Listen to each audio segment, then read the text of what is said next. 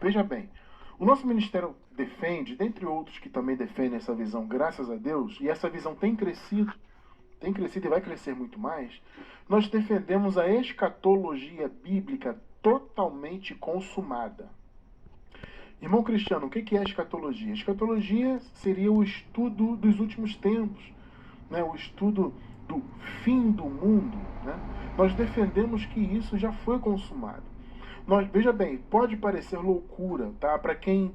Eu entendo isso porque eu também já fui do sistema religioso, eu também já defendi a teologia tradicional que diz que o Apocalipse ainda vai acontecer, que Jesus ainda vai voltar, que tudo aquilo profetizado escatologicamente na Bíblia ainda vai acontecer, ou a maioria ainda vai acontecer.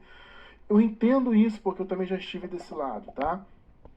Só que à medida que você se desconecta dessa teologia tradicional, né, e passa a estudar sem os preconceitos que essa teologia tradicional coloca em nossa mente, e você começa a estudar a Bíblia realmente, historicamente, texto, contexto, tudo bonitinho, certinho, você começa a enxergar essa verdade, que a escatologia bíblica já se consumou, ou seja, todas as profecias escatológicas, tudo que Daniel, por exemplo, profetizou, Ezequiel, o próprio Jesus de Nazaré, no famoso, né, 24º capítulo do livro de Mateus, onde Jesus fala da sua vinda, do seu retorno e o fim do mundo consequente, tudo isso já foi consumado. Parece loucura? Parece, eu sei que parece. Mas veja, se você der uma chance e estudar, tá? Sem os preconceitos, sem tudo que a religião colocou na tua mente. Não, eu vou me esquecer, pelo menos por um tempo, do que já foi colocado na minha mente, que Jesus vai voltar, que o Apocalipse vai acontecer, que é para o mundo inteiro. Eu vou deixar um pouquinho de lado isso aqui, eu vou estudar a escatologia consumada. Vamos ver se faz sentido, tá? Esse é o meu convite para você. Embaixo desse vídeo que você está assistindo pela gravação, você vai encontrar um link da nossa playlist de escatologia consumada. Olha, vale muito a pena você investir, você não vai estar perdendo esse tempo não, sabe? Você vai investir um tempo maravilhoso para o seu crescimento, para você entender que de fato a escatologia bíblica já se cumpriu e nós temos total fundamento bíblico, inclusive nós temos respaldo na história da humanidade.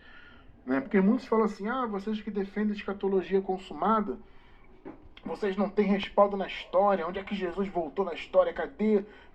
Cadê? Estude com a gente que você vai entender. Há respaldo na Bíblia e na história da humanidade. Eu não vou, obviamente, poder me aprofundar muito, porque eu quero me ater a outros pontos aqui, tá? Mas, enfim. Ou seja, se nós entendemos que Jesus já voltou, e quando foi isso, irmão Cristiano? Foi no ano 70 depois de Cristo. Se você estudar a história da humanidade, em especial a história dos judeus, você vai ver que no ano 70, a guerra dos judeus, que começou antes do ano 70, e essa guerra foi justamente a grande tribulação que Jesus disse que haveria antes da sua vinda, né? Jesus não disse que haveria uma tribulação que jamais havia acontecido e jamais aconteceria uma outra igual. Foi exatamente o que aconteceu com os judeus. Porque a profecia da vinda de Jesus, amado, não era para o mundo inteiro, era para Israel. É claro que houve uma consequência espiritual para todo o mundo. Como eu disse, está tudo isso explicado em nossos estudos de escatologia consumada. Eu não vou me aprofundar nos detalhes, tá? Então, houve uma consequência espiritual, claro, para toda a humanidade, de todos os tempos, não só daquele tempo, mas do passado, do passado daquela época, do presente daquela época e do futuro, os quais nós pertencemos hoje, né? Hoje nós somos o futuro daquela época, obviamente. Então, houve uma consequência espiritual, etc. Mas, em termos de acontecimentos históricos, isso se referiu apenas a Israel, porque foi o juízo profetizado contra Israel. Israel deveria ser julgado. Israel, inclusive Jerusalém, é a grande meretriz, que muitos dizem que é a Igreja Católica. Olha que coisa, né? Até poderia ser, se fosse o caso, né? Se realmente o Apocalipse fosse no futuro, poderíamos dizer que a igreja chamada Igreja Católica, né? Poderia ser essa tal meretriz do Apocalipse, a grande meretriz, mas na verdade não é. A grande meretriz foi Jerusalém. Interessante isso, né? Se você estudar lá, você vai ver direitinho. Tá? Então tudo já se cumpriu, tudo já foi consumado. Então, o juízo já veio contra a grande meretriz, né? E tudo já se cumpriu. Então nós vivemos, nós que já nascemos, obviamente, depois do ano 70. E claro, eu esqueci de dizer que no ano 70, então, houve a queda do templo de Jerusalém. A queda, a destruição daquele templo foi o que marcou realmente o juízo, porque foi o fim, né, de Israel como país, de Jerusalém, da cidade, e foi o fim do povo judeu como povo de Deus. Tá? Não existe mais essa história de que os judeus hoje na carne são o povo de Deus. Não, eles foram. O povo de Deus hoje é a igreja. Os judeus hoje que existem na carne, eles não têm nada a ver com ser povo de Deus. Eles são só a descendência na carne de Abraão, ponto.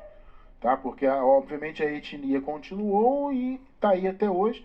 Mas eles não são mais o povo de Deus. Eles foram o povo de Deus. Só que eles receberam o juízo naquela época. Tá? Então, houve antes a grande tribulação, o início da guerra, né, dos judeus ali contra Roma, aquela coisa toda, e aí culminou na destruição do templo. Então a destruição do templo foi exatamente o que Jesus havia profetizado lá em Mateus 24. Né? Jesus chegou diante dos seus discípulos e disse assim: olha, vocês estão vendo essas construções? E ele se referia, obviamente, àquele templo, né, de Jerusalém. Eles tinham acabado de sair do templo. E ele disse: olha, estão vendo essas construções? Pois não ficará pedra sobre pedra. Tremendo, né? Se cumpriu ou não, eu pergunto. Obviamente que sim, e a história da humanidade registra isso.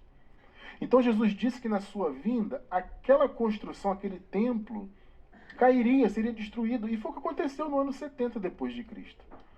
O Império Romano destruiu aquele templo e destruiu a religião dos judeus. Vocês entendem isso? Então, a nossa experiência como igreja que somos, obviamente, em muitos aspectos, ela é diferente dos irmãos que viveram aquela transição. Vejam só, Hebreus 10, 19 e 20, vamos ler de novo o primeiro versículo. Diz aqui, portanto, irmãos, temos plena confiança para entrar no Santo dos Santos. Isso aqui é uma metáfora, né?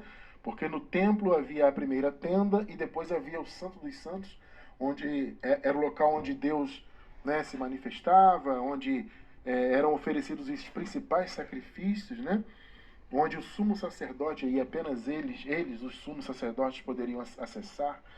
Então aqui, metaforicamente, o texto está dizendo o seguinte: agora nós temos confiança de adentrar o Santo dos Santos, né?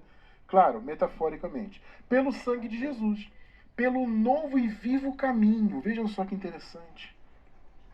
Ou seja, Jesus, quando morreu, ele inaugurou, ele abriu um novo e vivo caminho pelo véu, isto é, pelo seu corpo, né? O corpo de Jesus, então, nessa metáfora, era o véu que se rasgou na cruz. Então, ao se rasgar, né, quando o véu se rasgou, inclusive o véu do templo literalmente se rasgou também, né?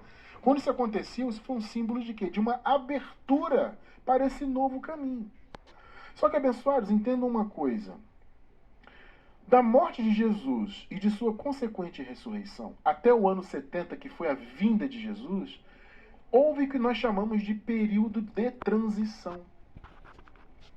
Por quê? Antes da cruz era lei, não era? Era o império das trevas. Lei, condenação do pecado, morte espiritual, morte da alma, ausência do Espírito Santo, condenação. Ou seja, esse foi o período anterior à cruz. Na cruz, o Senhor pôs fim à lei. Por isso que a palavra diz que o fim da lei é Cristo. O sentido de fim não é finalidade. Ainda que se pudesse traduzir o fim por finalidade, só que o sentido ali é o principal sentido da palavra fim no grego, que é limite, fronteira. Ou seja, Jesus ele foi o limite da lei. A lei foi até Cristo. E Cristo pôs fim a ela. Em que sentido? No sentido de que ele cumpriu a lei plenamente. O Senhor cumpriu toda a lei. Nós costumamos dizer que Jesus cumpriu o espírito da lei, né? Porque ele cumpriu o que realmente precisava ser cumprido. Jesus, principalmente a partir do seu ministério, ele não se preocupava com os mandamentos de homens da lei. Ele se preocupava em cumprir o que precisava ser cumprido, porque era necessário o cumprimento da lei para que a graça fosse liberada, obviamente. Né? Então Jesus cumpriu toda a lei e isso culminou lá no Calvário. quando ele foi o próprio Cordeiro de Deus, derramou o seu sangue, a sua vida ali. Tá? Então ali ele inaugurou a graça, o novo caminho. Ele inaugurou realmente na cruz e na sua ressurreição. Só que, amados, até a vinda de Cristo, então foi um período transitório de lei para plena graça. Então, antes da cruz, era plena lei. Condenação, como eu falei, né? Condenação, morte, etc. Plena lei. Na cruz, Jesus pôs fim à lei e iniciou a graça. Nós chamamos a graça de sétimo dia. Lembram-se do sétimo dia do descanso de Deus lá na criação? Claro que aquilo é um sétimo dia profético, né? A gente sabe que Deus, ele não tem características humanas de precisar descansar. Então aquele descanso de Deus na criação, na verdade, foi um descanso profético, que apontava para o sétimo dia. O que é o descanso? O descanso é Jesus. Tá? Diferentemente do que muitos pensam que o descanso hoje ainda é um dia, né? Um Shabat, de 24 horas, que começa na sexta-feira do pôr do sol até o pôr do sol de sábado. Não, amado, isso foi na lei. Tá? O sétimo dia agora é a graça, é Cristo. E esse sétimo dia, nós costumamos dizer, na metáfora, que ele começou na cruz, só que assim como os dias normais que nós temos, eles começam à meia-noite, mas existe o quê? Um período de transição da escuridão para o amanhecer. No momento que estamos gravando, estamos ao vivo, né, e gravando esse estudo também, nós estamos em um período do dia, estamos pela manhã. Só que até chegarmos nesse momento que estamos agora, houve uma madrugada. Ou seja, houve um período de transição, da meia-noite até que o sol nascesse.